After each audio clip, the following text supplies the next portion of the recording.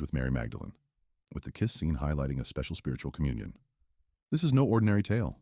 It describes Mary Magdalene as koinonos, companion, intimate partner, a Greek term rich with marital implications, often translated as consort or spouse in academic interpretations of Valentinian texts. As Brigham Young University's Studies in the Bible and Antiquity explains in its breakdown of the bridal chamber motif. And the kiss? The text reveals. And the companion of the Savior is Mary Magdalene. But Christ loved her more than all the disciples and used to kiss her, often on her mouth. The rest of the disciples were offended. They said to him, "Why do you love her more than all of us?"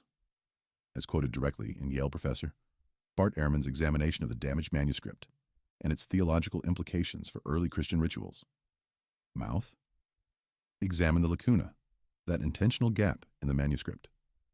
In Gnostic symbolism, as explored in Yale Divinity School's studies of the Nag Hammadi collection and BYU's analysis of Valentinian rites, such a kiss represents breath sharing, spirit merging, the vital exchange priming the soul for divine ascent, akin to the holy kiss in the bridal chamber, where the perfect conceive and give birth through spiritual union, a concept Brigham Young University scholars describe as a means of inculcating spiritual value rather than mere affection.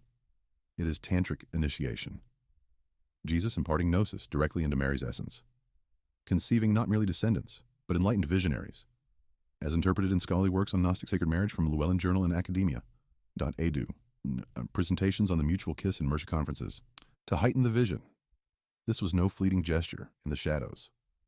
Envision ecstatic rites in secluded Essene gatherings, forms anointed with sacred spikenard, energies aligning like ancient pathways beneath Jerusalem's light. Mary, the Tower of Magdala, was no fallen figure.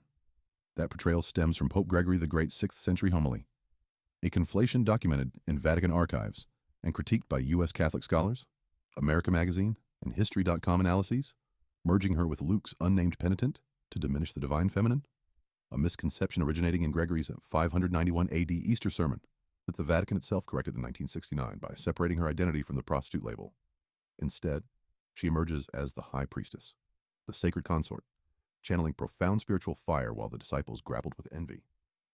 The Gospel of Mary reinforces this.